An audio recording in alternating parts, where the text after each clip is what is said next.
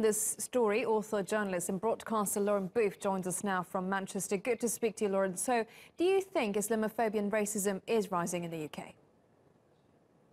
Well, we have to consider that there have been 100 and more attacks on mosques around the UK in recent years, including fire bombs and the Finsbury Park driver attack last Ramadan, where people were killed. There have been terror attacks as well on the Muslim community. I wonder why on the front pages of the newspapers today, the media doesn't seem to be taking this very seriously. They're obsessing over the leader of the Labour Party, Jeremy Corbyn, whether or not he went to the right Cedar party of the weekend with the right kind of Jewish community, rather than actually focusing on taking this story seriously. And what about yourself, though? Have you come across Islamophobic tendencies in the past years? And why do you think so this is happening then? Oh, absolutely. I mean, my daughters and I have been called terrorists when we were climbing up some mountains, and we looked around and went, oh my God, where? And then kind of laughed to think, oh, you meant us. I've had cars drive at me. The online abuse is endemic, really.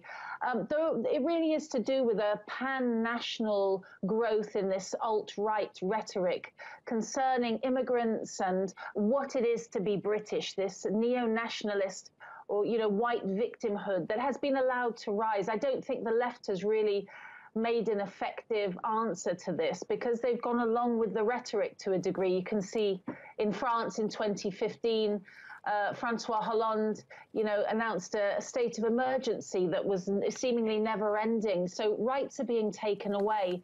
There is a rising right rhetoric.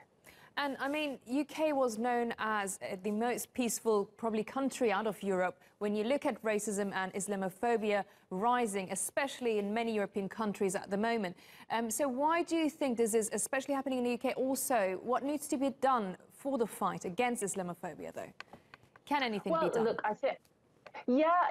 The UK government is definitely taking action against far-right rhetoric. Recently, 3 alt-right activists were banned from the UK at various ports, including in France, and that was for distributing leaflets and flyers. The far right is not really getting a grip on the national feel here in the way that it has in places like Hungary and Poland and France, thanks God. For example, today, Punish a Muslim Day, there are celebrations going on in all the cities of our unity, of, Stand Up to Racism are holding an event in Manchester, in Cardiff, in places in Scotland. People are uniting together against this rhetoric. But remember where it comes from, an Islamophobia network that really is funded from American sites. I'd recommend your viewers to go to Fear Inc. 2.0, the Islamophobia Network. It's a report that was issued in 2015 by the Center for American Progress, and it really highlights this idea of creeping Sharia, of Islamization of Europe that is kind of trendy, sadly, amongst the youth now, but it's not catching fire in the UK as much as it is in other places. Well, we have to wrap it up here, but thank you so much for that insight there, Lauren Booth. Thank you very much for joining us here on TRT World.